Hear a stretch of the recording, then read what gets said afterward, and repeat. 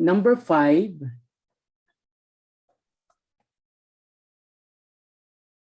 Let's say we're given limit of x squared minus 1 all over square root of x plus 5 minus 3x minus 5 as x approaches negative 1. Okay? So again, since this involves a radical, you have to check if the limit of the radical is what? Is not negative or is not approaching 0 through negative values. Because if the radical, especially square root, this is square root, will have a radical approaching through negative values or less than 0, the limit. So it means we cannot apply direct substitution to find the limit of this square root. Okay, guys? So if x is approaching negative 1, this is going to be positive, no? The x plus 5, so no problem. Okay? Now to check if this is indeterminate, we check the limit of the denominator. Okay? So the limit of the denominator, so by inspection, so we have what? Negative 1 plus 5, that is 4, square root is 2. So 2 minus 3 times negative 1 minus 5. So that is going to be what, guys? Is it 0, guys? 0, no? What about the limit of the numerator? So the limit of the numerator is also 0, right? So this means this limit takes the indeterminate form 0 over 0. Now the technique is to what? Is to rationalize the denominator. Since this involves square root, we're going to multiply this by the conjugate of this denominator. Okay? So we have limit as x approaches negative 1. So we have in the denominator square root of x plus 5 minus 3x minus 5. In the denominator, x is squared minus 1. This is to be multiplied by both the numerator and denominator, multiplied by the conjugate of the denominator. So we multiply by x plus 5, square root of that. Then we have plus, then 3x plus 5. By the way, you can rewrite this denominator into negative of 3x plus 5. Okay, guys? Is that clear? Because I have to make it a minus b form. So for square root of x plus 5 minus 3x minus 5 to be a minus b form, so we have to express 3x minus 5 as one quantity, no? So factoring out negative, we get 3x plus 5. So our b now is 3x plus 5 minus b. So this is our a. Okay, children? Get it, guys? So all over is square root of x plus 5, then plus 3x plus 5. Well, let's multiply. So we have limit as x approaches negative 1. I'm going to start with the denominator because, a numerator I mean, because there are many things to write in the numerator. X squared. By the way, this is factorable, no? X squared minus 1, right? X plus 1, x minus 1. And then multiplied by square root of x plus 5, then plus 3x plus 5. All over, in the denominator, what's the product? A minus b, a plus b. So square the first, so that is x plus 5, minus square of the second.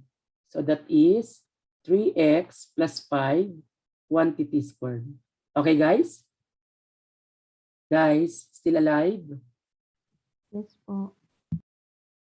So, limit as x approaches -1 of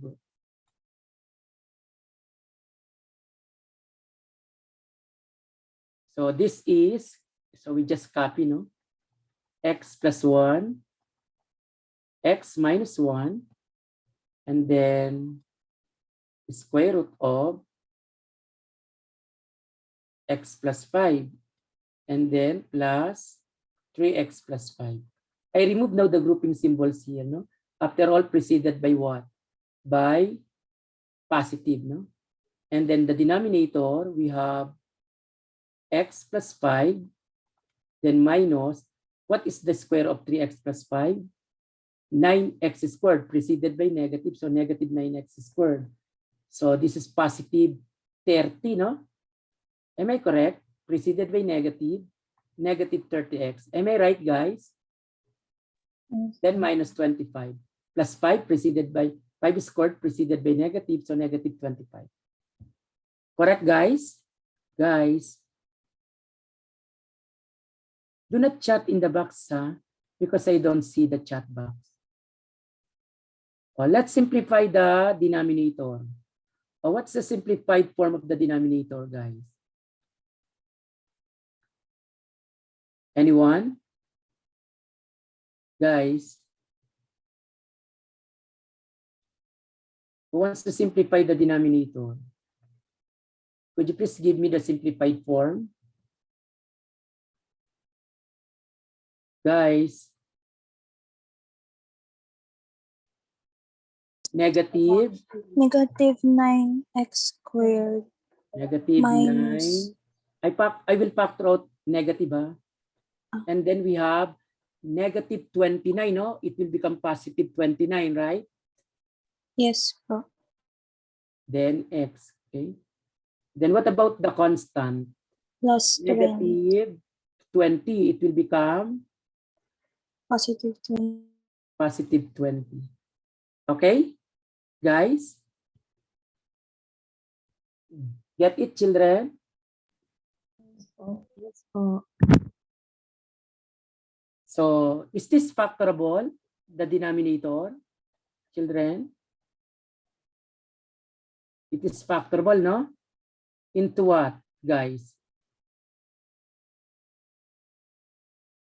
Factorable into x plus 1. What is the other factor? 9x plus 20. Am I correct, guys?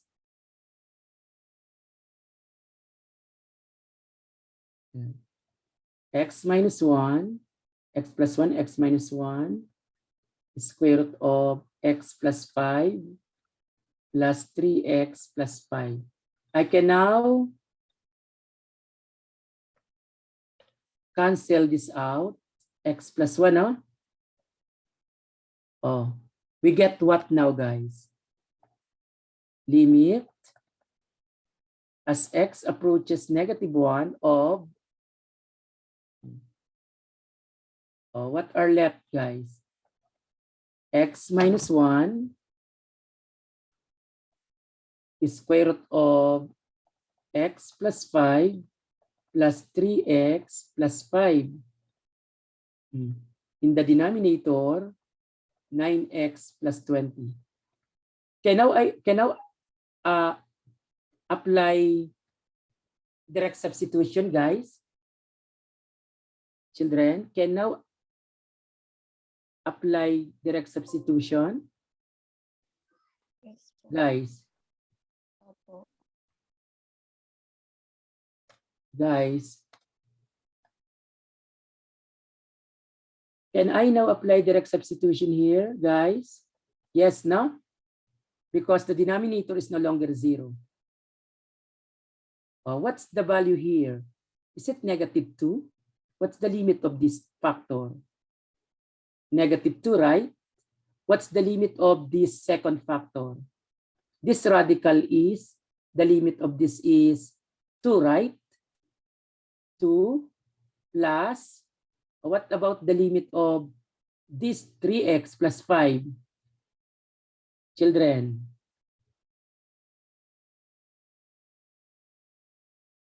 Three times negative 1 plus 5. 2 po. Positive 2. Opo. No? All over 18, negative 9 plus 20. Oh, this is equal to what? The denominator is 11, right? What about the numerator? 8. Negative 8, no? Correct, guys? Yes po. So that's the limit. Is that clear? Any question with that? None po. Okay, number 6. Limit of square root of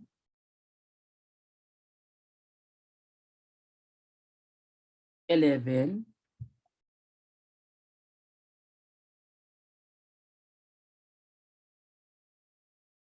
plus x, and then minus 3 all over x plus square root of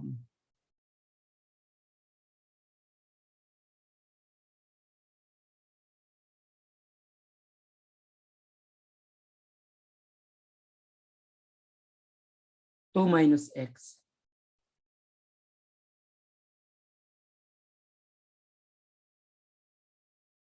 (2 minus x). So let me check if I copied correctly.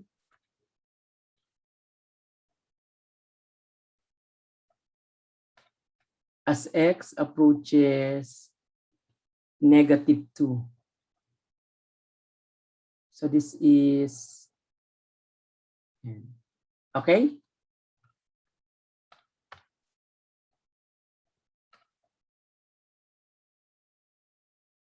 So again, so this is quotient. Let's check the limit of the denominator and the limit of the numerator separately.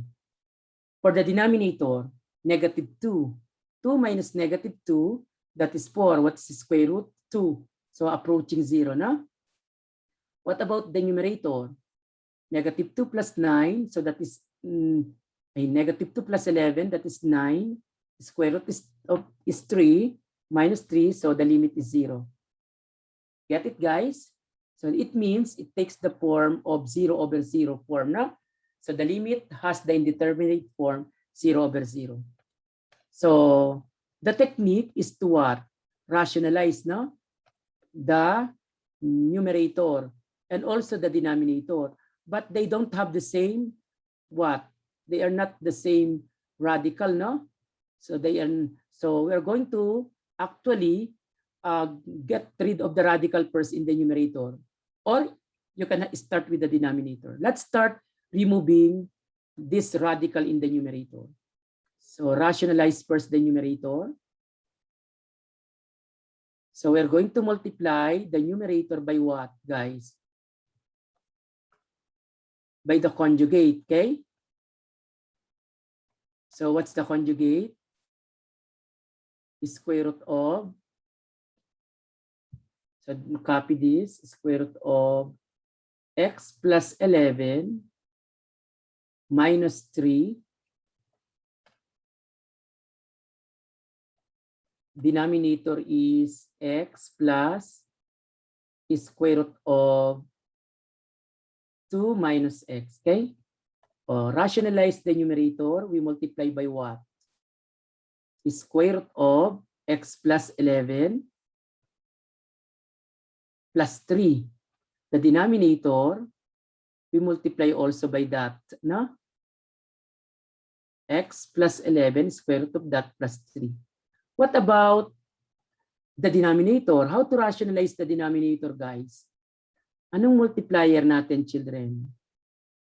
Guys, to rationalize the denominator, what's the multiplier? Guys, conjugate x minus square root of 2 minus x, both in the numerator and in the denominator. Is that clear, children? Guys? Yes po. So we have to rationalize twice, no? The numerator and then the denominator. So that's how we do it. Clear, children? Guys, is it clear? Yes po. Okay, so let's proceed.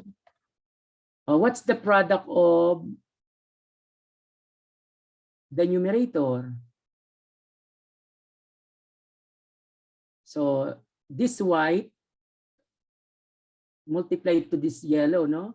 A minus B, A plus B. So that is what? Simply x plus 11 square the first minus the square of the second. So that's the product of this, A minus B, A plus B. And then what about this? We just copy, no? X minus square root of 2 minus x. What about in the denominator?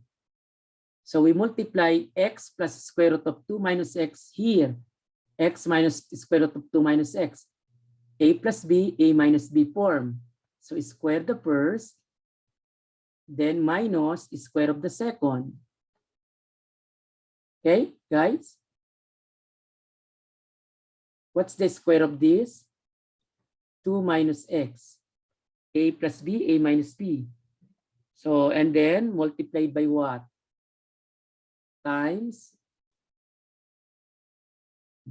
square root of x plus 11 plus 3. Oh. Were I able to multiply correctly, guys? Children? Yes po. Limit as x approaches negative 2. We can simplify this, no? What is the simplified form of x plus 11 minus 9? So that is x minus x plus 2, no? So x plus 2. Then multiplied by x minus square root of 2 minus x. All over, what is the factored form of x squared plus x minus 2? It is x plus 2, x minus 1. Am I right, guys? Children? Guys? So again, x squared plus x minus 2. This is the factored form. Okay? So we can cancel this now. So cancel this out. So this is the remaining, no? So we'll come up with a simplified limit. Limit as x approaches negative 2 of this quotient, which is now having an obvious limit. So x minus square root of 2 minus x. Okay? All out number 7. Limit of cube root of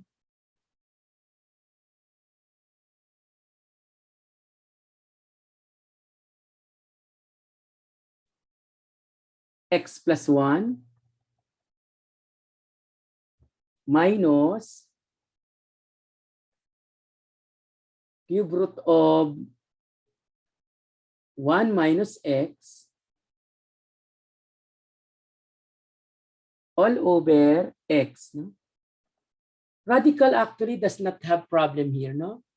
Because cube root of positive, negative 0, they exist. No? Okay? So let's check the limit of the denominator. Going to be 0. Limit of the numerator. 0 plus 1, 1 cube root is 1. 1 minus 0, 1 cube root is 1. 1 minus 1, 0. So it means this limit takes the indeterminate form 0 over 0. So what's the technique? Rationalize the numerator. But since this is cube root, we can't apply conjugate, no? Am I correct, children? So what we are going to apply, we must be able to come up with the product a cubed minus b cubed. That will eliminate this, no? So think of expression that when we multiply to this difference, I will come up, or we will come up with a cubed minus b cubed form.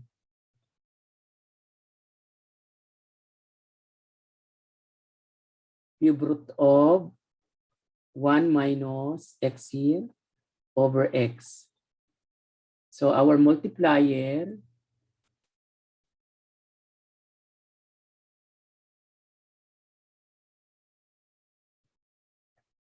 this is a minus b. So our multiplier is square ng a. So that is cube root of x plus 1 quantity squared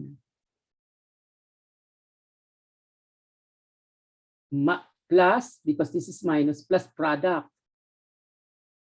That is cube root of, what's the product, guys? 1 minus x, 1 plus x. What's the product? 1 minus x squared, no? Then cube root. Okay, guys? Guys, get it, guys? I'm supposed to have it yellow.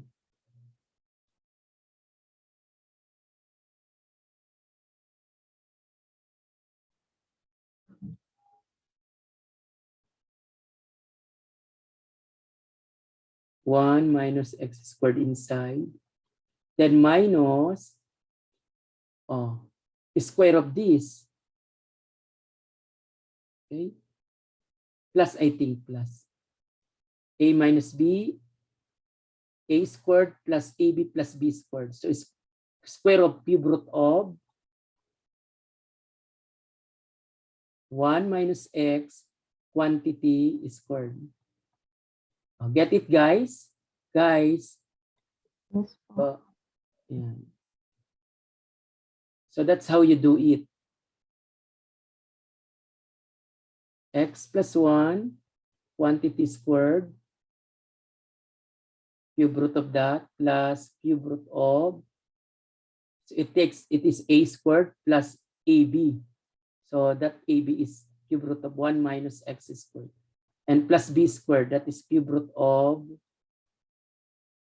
1 minus x quantity squared. Okay, so let's now have limit. As x approaches 0, what's now the product of the denominator? So we copy all of these things, no? So we have x times cube root of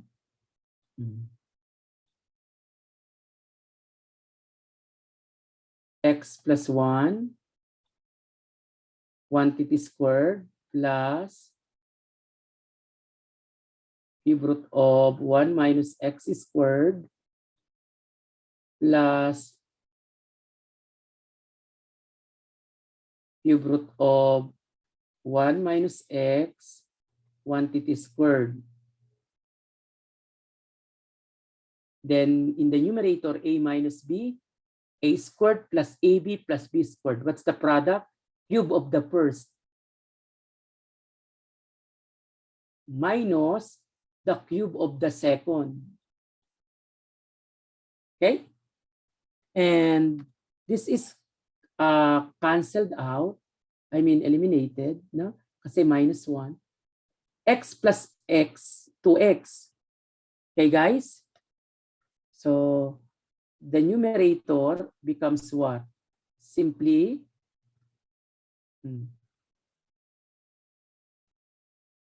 2, no? Simply 2 kasi the 2x cancel with the x here. Am I correct, children? Guys?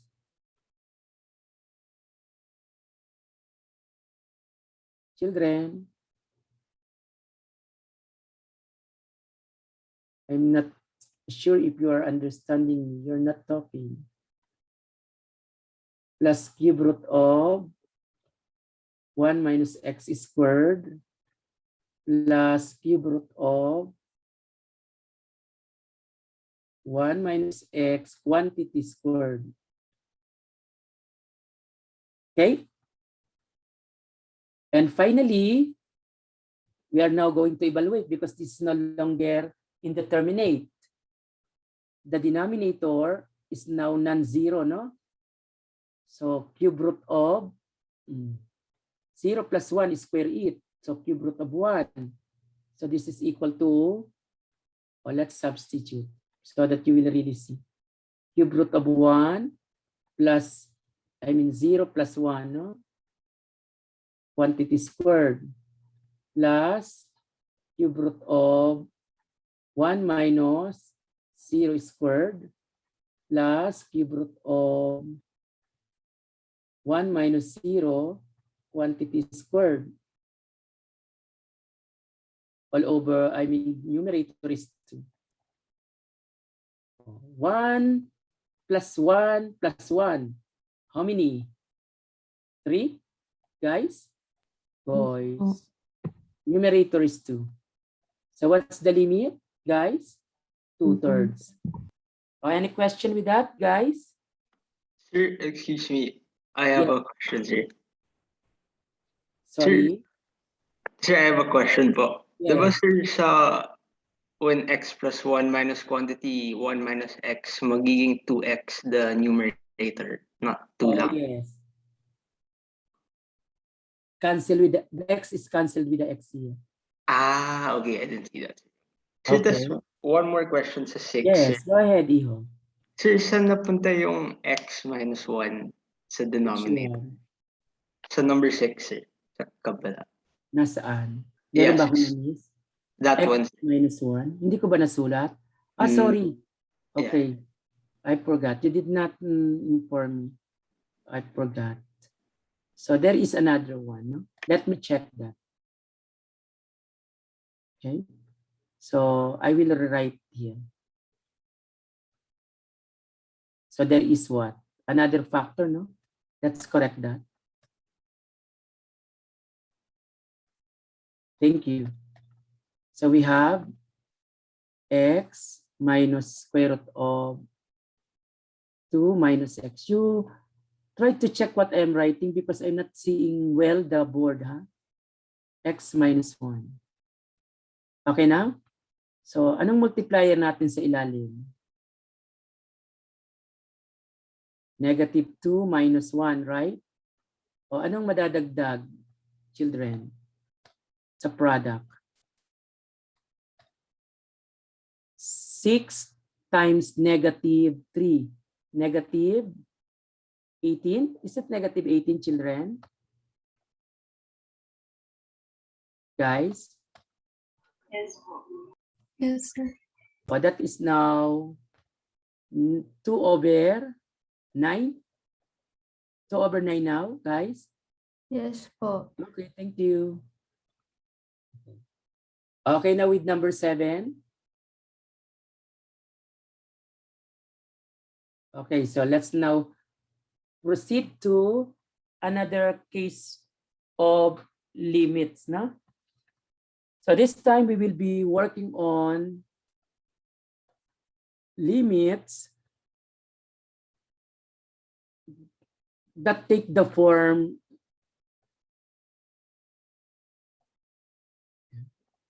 limit as x approaches a from the left of f of x and also limit as x approaches a from the right. Okay? So meaning, we will be working on one-sided limits. One-sided limits. Normally, we have this one-sided limits if you have mga piecewise functions. But you can have also one-sided limits even you have, let's say, radicals, no? Yan. And then also, even rational functions, any function you can get the one-sided limit. Okay? So let us have the following, evaluate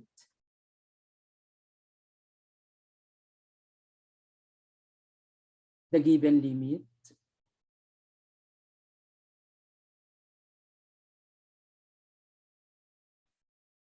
Number one, if I have limit as x approaches, let's say, 2 from the left of square root of 2 minus x. Can I apply direct substitution, guys, here? What do you think, guys? Guys, No. can I apply direct substitution, guys? No po, magiging 0. Sorry. Magiging 0 po. If I have x approaching negative 2 from the left, 2, so x approaching 2 from the left, what happens to 2 minus x? Where does 2 minus x approach to? It approaches to 0 through what, guys? It is becoming 0 through positive values. Am I correct, guys? Guys. So it means graphically, there is a graph to the left of 2, no? So I can apply direct substitution here. So that is 2 minus 2, and that is equal to 0. Because although approaching 0, but through positive values. Okay? What's the difference between this one and this second one? As x approaches, let's say, 2 from the right. Guys, what about this? 2 minus x. As x approaches 2 from the right, where does 2 minus x tend to go, guys? It tends to go to 0, but through negative values. Am I correct, guys? Because 2 minus 2 from the right, this is going to be negative. But until it goes to 0, but through negative values. Clear, guys? Yes Guys. po. So, Yes po. can we apply direct substitution here? Guys, Yes po. can I apply direct substitution? Children. Because the inside is going to be 0 but through negative, so it means graphically, it does not come from the right. There is no graph from the right. Okay? So what is the limit of square root of 2 minus x as x approaches 2 from the right? Anyone? Guys. Does not exist. Oh, is this clear, children? Guys. Yes, sir. Okay. So number 3. If I have limit as x approaches 2, or let's say negative 2, of we have x plus 2, and then the numerator is square root of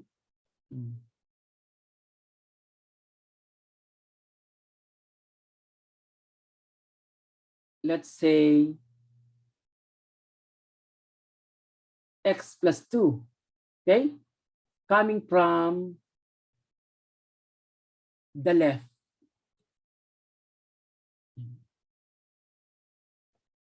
Okay? So, if I'm going to consider this limit of square root of x plus 2 all over x plus 2 as x approaches negative 2 coming from the left. Okay, what's the limit of the denominator, guys? What's the limit of the denominator? Children. As x approaches negative 2 from the left, since this is linear function, no problem, no? Whether from the left or from the right. So we can apply direct substitution here. Going to be 0, no? Okay? Now, what about the denominator? The numerator. Can we apply direct substitution in the numerator, guys? Guys,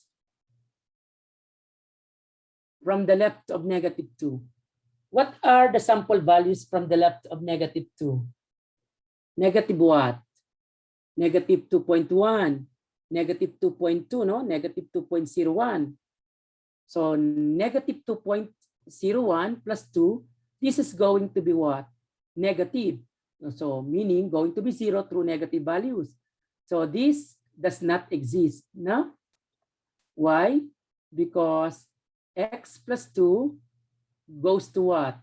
Goes to 0 through negative values. So we say that this limit does not exist. Do not put equal sign, guys. Huh? Okay, children? So because the numerator does not exist. So totality, so it will not exist anymore. Okay? Guys? Children? Children? Yes po.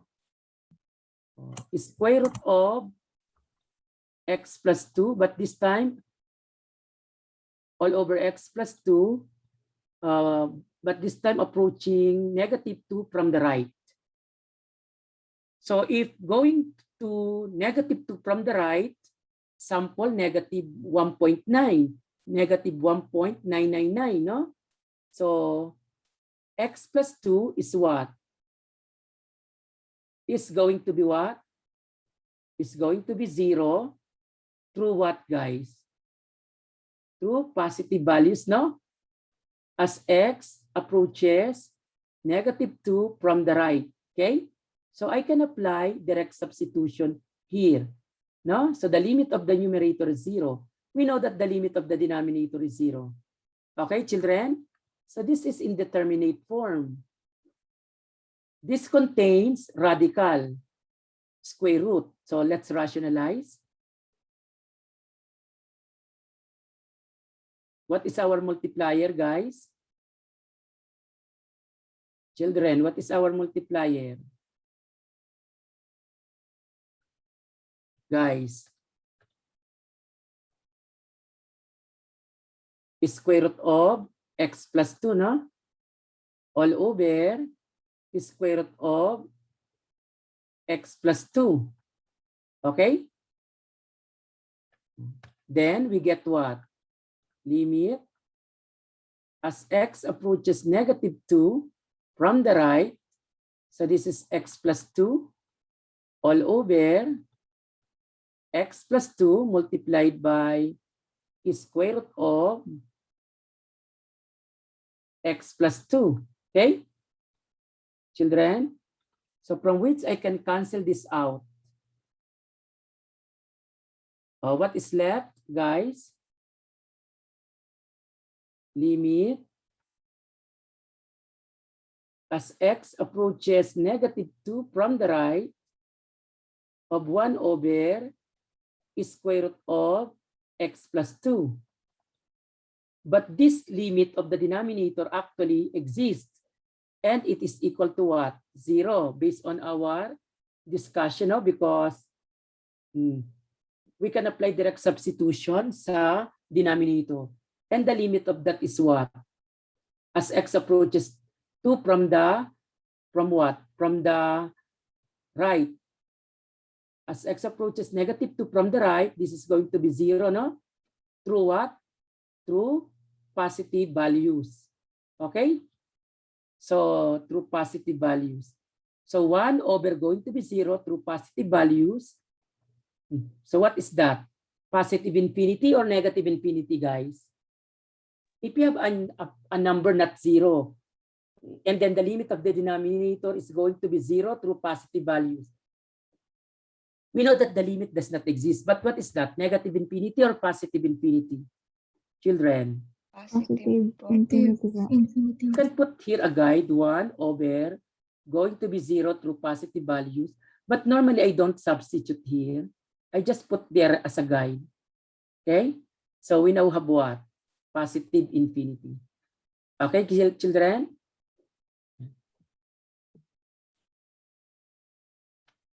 Okay. So we have, wait a minute. There are, I think,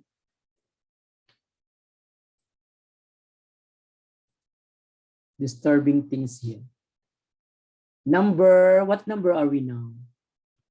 5. Number 5.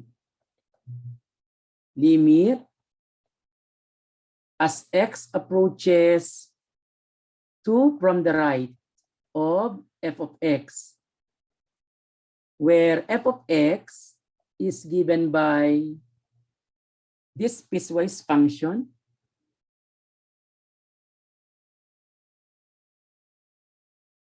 is square root of 3 minus x if x is to the left of 2, and it is x squared minus 1 over x plus 2 if x is to the right of 2, including 2. What about this, guys? Since my x is approaching 2 from the right, so which of these two expressions will be used to define f of x? Which expressions here am I going to use for f of x? I want my x to approach 2 from the right, guys. So what is my f of x, guys? Yung first po. Yung above or yung below? Below po pala. Below, no? Because from the right of 2. So f of x is defined by x minus 1 all over x plus 2. Okay? Can I apply direct substitution here? Yes. Because the denominator is not 0, no? The limit. So 2 minus 1 all over 2 plus 2. So what's the answer? 1/4. So this is the limit. Okay, guys? What about number 6? Limit as x approaches, let's say, negative 1 of f of x, where my f of x is defined by this piecewise function containing 3 expressions. So it is x squared minus 1 all over x plus 1 if x is to the left of negative 1. I have 2 if x is equal to negative 1. And it is x squared if x is to the right of negative 1. Okay, guys? Which one do you think is to be used to define f of x? Topmost, middle, or the lowest one?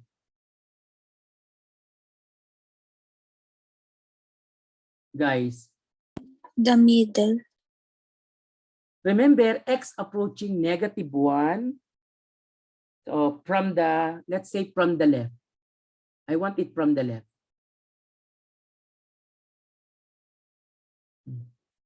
Guys, from the left. Yung nasa taas po. Where? The topmost, no? So it is limit as x approaches -1 from the left of x squared minus 1 all over x plus 1. Okay? Oh, what's the limit? So the denominator is going to be 0. The numerator is also going to be 0. So this is indeterminate form. So by factoring,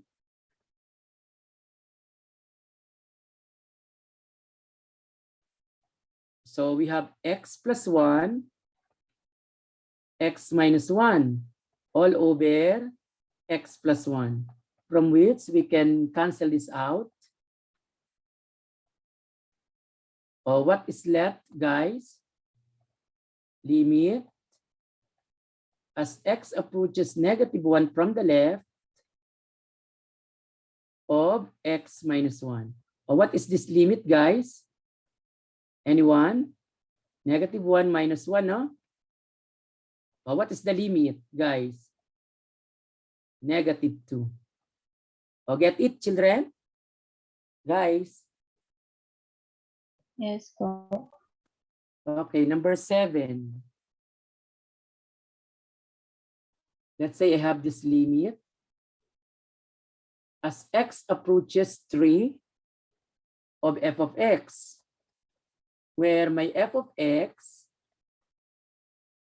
is equal to,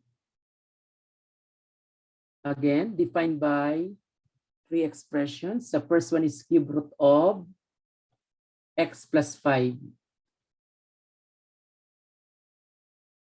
If x is less than 3 and it is equal to -2, if x is equal to 3 and square root of x plus 1,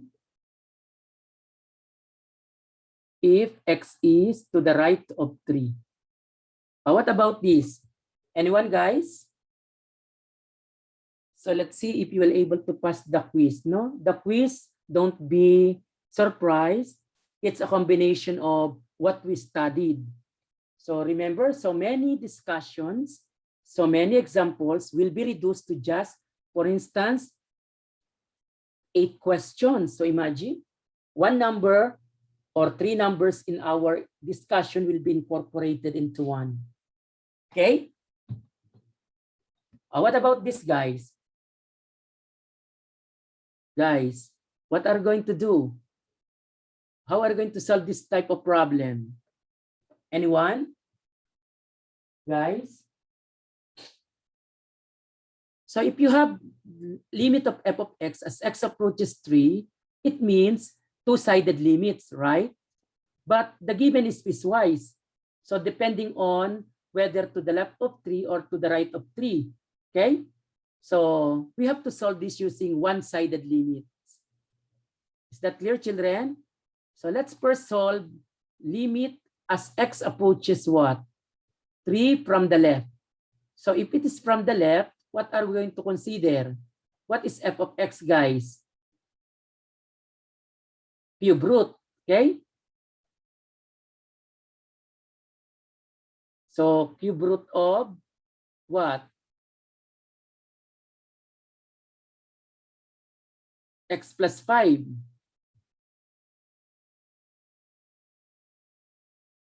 Okay? What's the limit? So we can apply direct substitution here. So that is 3 plus 5. What's the value, guys? Equals 2. What about limit from the right? Limit as x approaches 3 from the right of f of x. So we're going to use, what are we going to use, children? The most, here, no? So square root of x plus 1. As x approaches 3 from the right, can we apply direct substitution here? Yes, no? Because the limit of the radicand is positive. So 3 plus 1, that is equal to 2. Oh, what conclusion now can we make, guys? Since the limit of f of x as x approaches 3 from the left and the limit of f of x as x approaches 3 from the right both exist and are equal, so we say that the limit of f of x as x approaches 3 is equal to what? Is equal to 2. Get it, children? Guys? Yes po. If one of them, let's say the first one, the first limit, is not equal to the second limit, so the limit of f of x as x approaches 3 does not exist. Okay? Remember, for the limit of f of x as x approaches a to exist, both the left hand limit and the right hand limit at x equals a, so both exist and are equal. Okay, guys? Clear, children? Okay, so let's have number 8.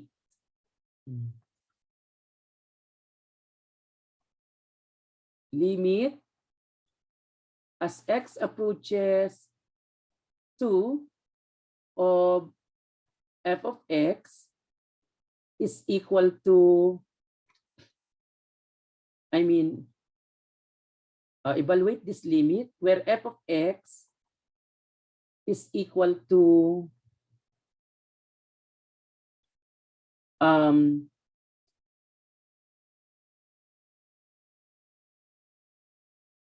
x plus 1 if x is less than 2, it is equal to 1 over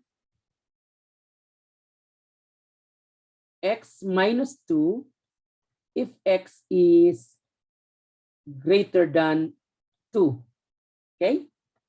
What about this?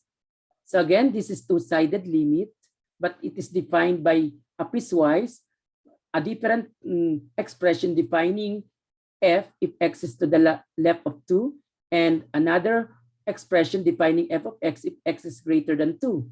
So to solve this, we have to solve limit from the left and limit from the right, meaning one-sided limits. No? So as x approaches 2 from the left, what is the limit of f of x? So we're going to use x plus 1, no? For f of x. Okay, guys, so this is a linear function. We can apply direct substitution. So that is equal to 3. It exists, no, from the left. What about from the right? Of 2. We're going to use 1 over x minus 2. But the denominator approaches 0, guys. Okay? Through what? Through positive values. Therefore, this is going to be what? Positive infinity. Am I right, guys? So the limit does not exist from the right because it is positive infinity. So it means the limit from the left and the limit from the right are not equal. So what is our conclusion, guys? Limit of f of x as x approaches 2 does not exist. Get it, guys? Guys. Okay, number 9. So if I have limit as x approaches 1 from the left of absolute value of x minus 1 all over x minus 1.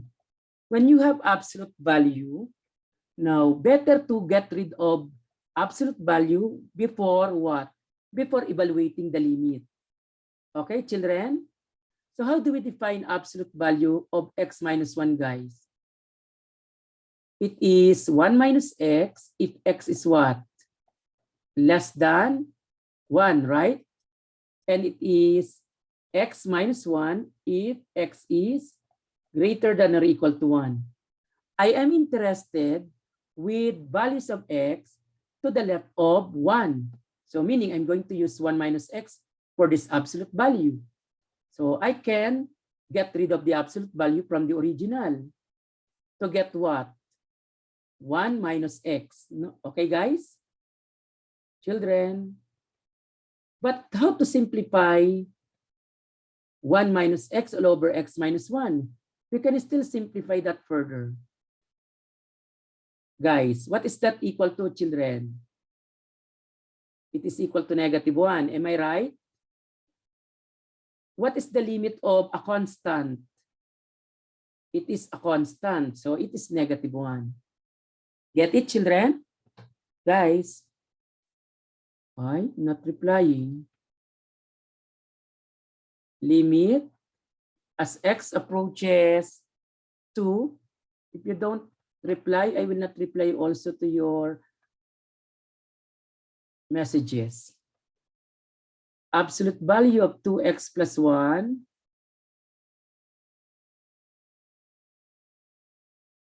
minus absolute value of 2 minus x minus 5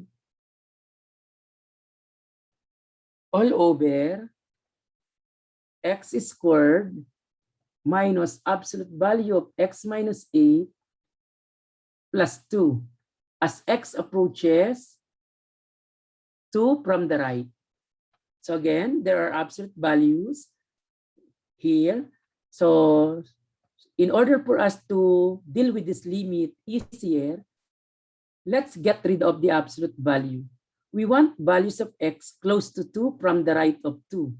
So if x is from the right of 2, 2x plus 1 is just positive, no? So we can get rid of the absolute value immediately. Okay?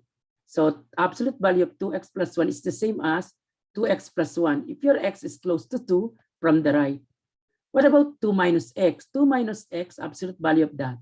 So when x is to the right of 2, 2 minus to the right of 2, this is going to be 0 through negative values. Okay, guys? 2 minus a bigger number than 2, a bigger than 2. So 2 minus greater than 2 is negative. So what is the absolute value of that? That is x minus 2. Okay, if you get rid of the absolute value, it should be x minus 2. Then minus 5. Then the denominator x squared. 2 minus 8, that is negative. Therefore, the absolute value is 8 minus x. Then, plus what? Plus 2. Or simplifying, we have limit as x approaches 2 from the right. So this is x.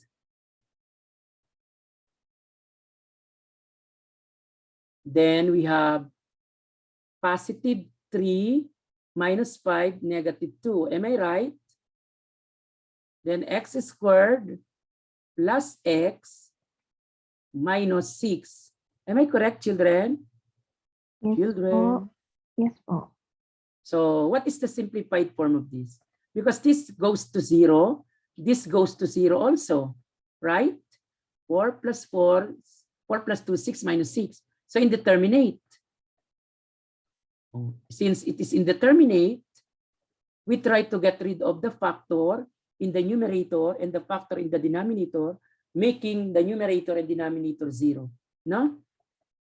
Since the denominator is 0 when x is 2, so guaranteed there is a factor x minus 2. No?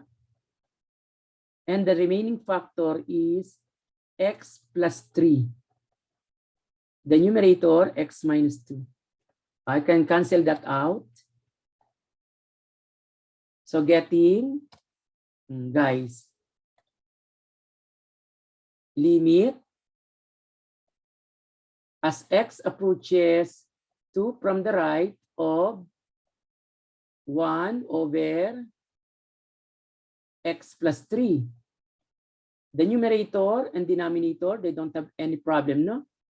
So I can apply now direct substitution. And this is equal to 1 over 2 plus 3 And that is equal to 1/5. Get it, guys? Yes Yes po. po. So number 11. Don't be shocked in the first quiz, huh? Normally, many those who are enrolling in UP, they are surprised of the test, no? Limit of this greatest integer of x plus 1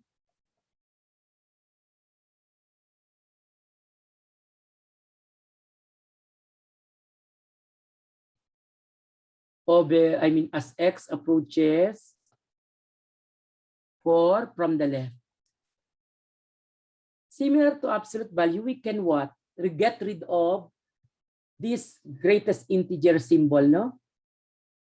Okay, guys? If your x is close to 4 from the left, so we are going to use x what? Element of 3 to less than 4. Okay? Between 3 and 4. Because you want it close to 4, but to the left ng 4. So we are going to assume values only from, between 3 and 4. If x is between 3 and 4, then this greatest integer of x plus 1, or what is the sample number, guys? So it is fixed. It is always an integer and fixed integer between, if your x is between 3 and 4. What is that number, guys? Let's say 3.5. 3.5 plus 1. What is 3.5 plus 1, guys?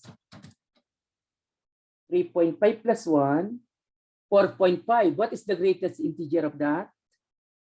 So 4, no? So this is always 4. If your x is close to 4 from the left, or specifically between 3 and 4. Okay? So I can rewrite this as what? As simply 4, this greatest integer. As x approaches 4 from the left. What is the limit of a constant? Constant. So it is equal to 4. Oh, get it, guys? Guys, Yes Yes po. po. I think you discussed all this also in your lec, no? Okay. So we now have limit of greatest integer of x plus 4 over absolute value of x plus 3 as x approaches -3 from the right. Okay? So from the right of -3. So what value am I going to assume, guys? So that I will able to get rid of the greatest integer symbol. Guys, between -3 and what? And -2. Am I correct, children? Opo. Because to the right of -3. Okay? So if I assume values to the right of -3 but less than -2, so this greatest integer is simply a constant, an integer. And what is that equal to, guys? This is equal to, let's say, -2.5, no? Am I correct? Then plus 4, that is 1.5. What is the greatest integer of 1.5? 1. So for any number taken here in this interval, this is always 1. What about the absolute value? To the right of -3. So let's say -2.9, no? -2.5. This is always positive, right, guys? So I can get rid of that also, no? So this is always 1. And the denominator is x plus 3. Because to the right of -3, so this is going to be 0 through positive values. So going to be positive, no? Through positive values. So x plus 3, the absolute value. Okay, guys? Guys, Opo. but the denominator is going to be 0 through what values? Positive or negative? Positive, right?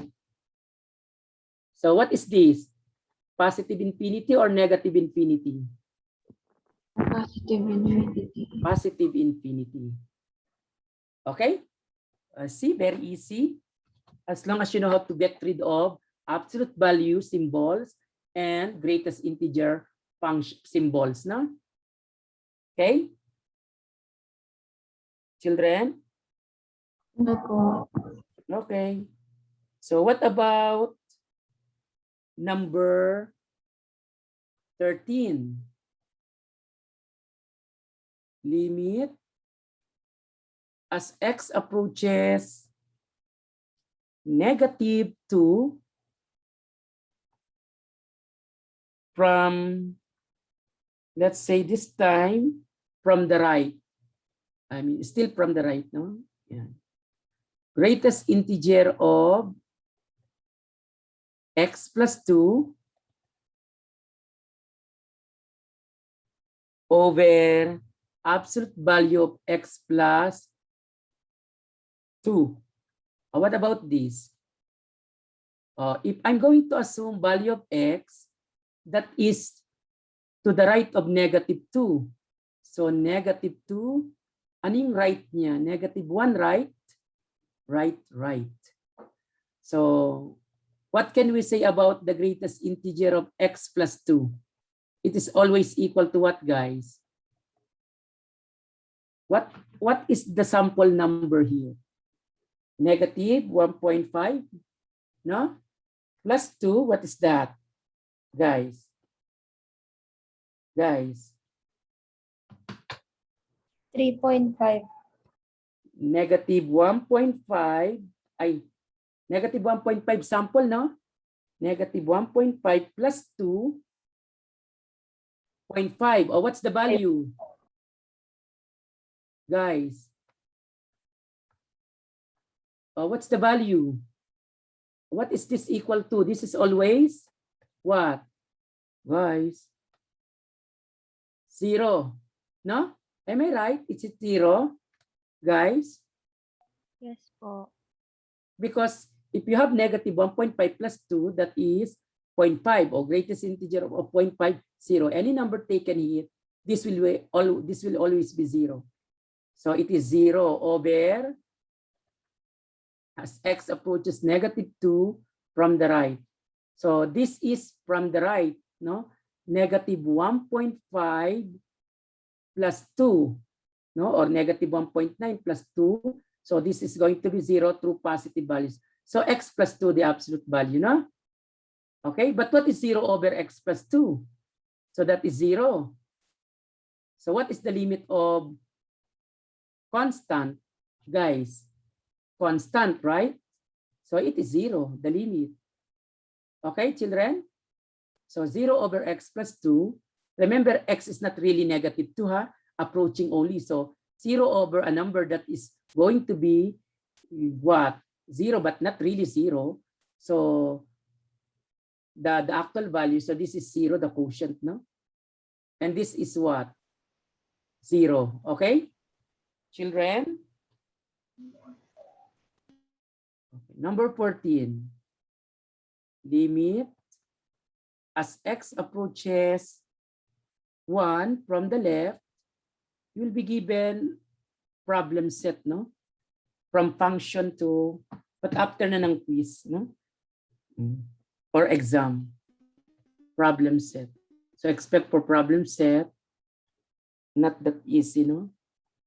X plus 2, greatest integer of this. And then plus greatest integer of 4 minus x, no? Yan. Okay? All over greatest integer of x plus minus greatest integer of x squared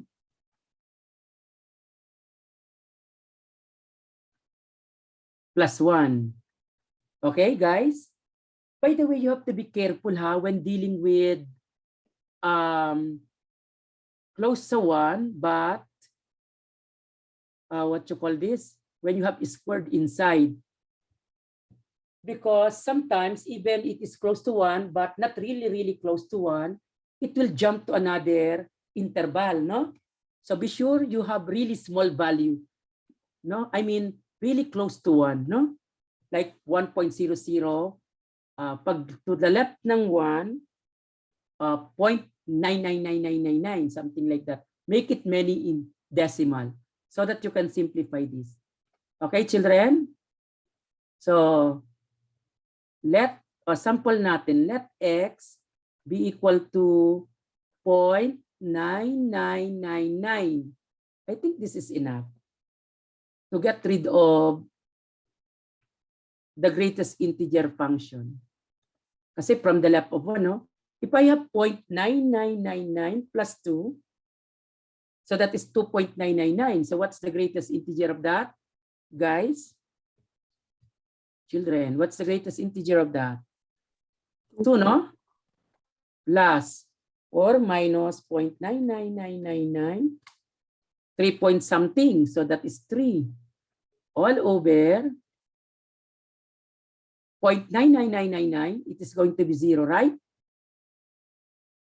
0.99999 square it, 0 plus 1. Oh, this is simply a constant. Oh, what's now the limit? Simplified. Oh. Understand, children? Yes po. Okay, very good.